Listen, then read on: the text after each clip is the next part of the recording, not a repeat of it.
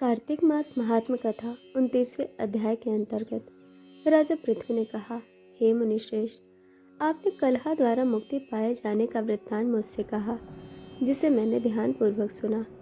हे नारद जी, यह काम उन दो नदियों के प्रभाव से हुआ था। कृपया यह मुझे बताने की कृपा कीजिए। नारद जी बोले, हे राजन, कृष्णा नदी साक्षात भगवान श्री कृष्ण महाराज का शरीर है और वेणी नामक नदी भगवान शंकर का शरीर है। इन दोनों नदियों के संगम का महात्म श्री ब्रह्मा जी भी वर्णन करने में समर्थ नहीं है। फिर भी चूंकि आपने पूछा है, इसीलिए मैं आपको इनकी उत्पत्ति का वृत्तांत सुनाता हूँ। ध्यान पूर्वक सुनो। 400 मनवंतर के आरंभ में ब्रह्मा जी ने सह पर्वत के शिखर पर यज्ञ करने का निश्चय किया। वह भगवान विष्णु, भगवान शंकर तथा समस्त देवताओं सहित यज्ञ की सामग्री लेकर उस पर्वत के शिखर पर गए।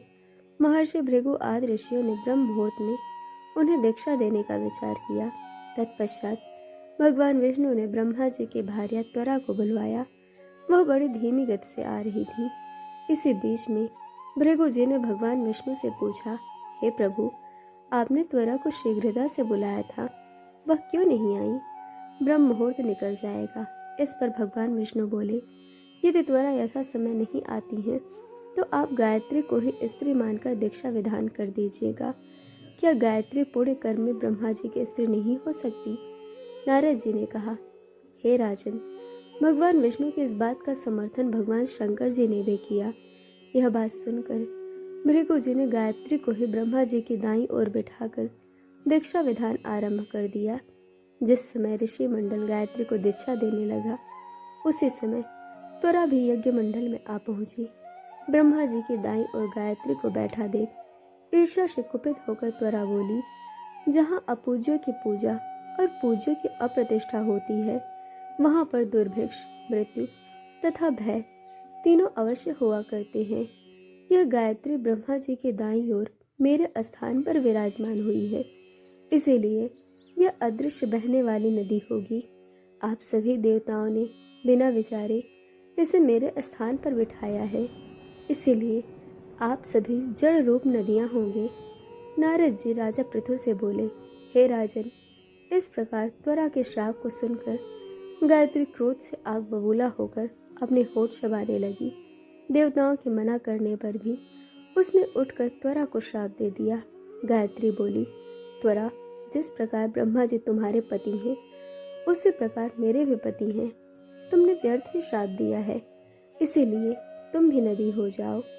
तब देवताओं में खलबली मच गई। सभी देवता त्वरा को साष्टांग प्रणाम करके बोले, हे देवी, तुमने ब्रह्मा आदि समस्त देवताओं को जो श्राप दिया है वह उचित नहीं है, क्योंकि यदि हम सब जड़ रूप नदियां हो जाएंगे तो फिर निश्चय ही यह तीनों लोग नहीं बच पाएंगे। चूंकि यह श्राप तुमने बिना विचार किए दिया है, इसीलिए यह श्राप तुम वापस ले लो।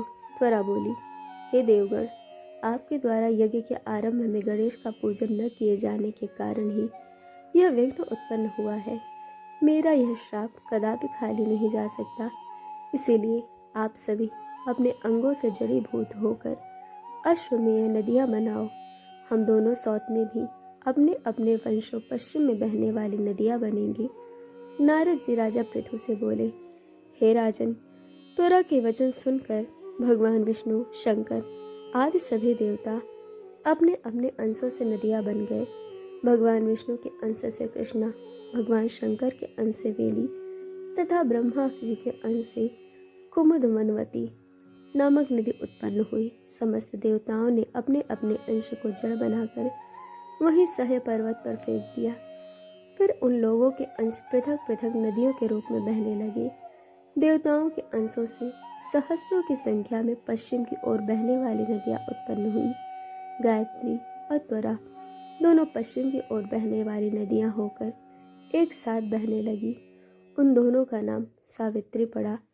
ब्रह्मा जी ने यज्ञ स्थान पर भगवान विष्णु तथा भगवान शंकर की स्थापना की।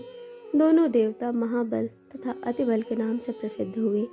हे राजन, कृष्णा और वेणी नदी की उत्पत्ति का यह वर्णन जो भी मनुष्य सुनेगा या सुनाएगा, उन्हें नदियों के दर्शन और स्नान का फल प्राप्त होगा। इस प्रकार कार्तिक मास महात्म कथा का 29वां अध्याय पूर्ण हुआ। दोस्तों, कथा आपको कैसी लगी यह हमें कमेंट करके ज़रूर बताइएगा और चैनल को सब्सक्राइब, वीडियो को लाइक शेयर करना बिल्कुल मत भूलिएगा। वीडियो देखने के लिए आप सभी का बहुत बहुत धन्यवाद। जल्द मिलेंगे कथा के अगले अध्याय के साथ।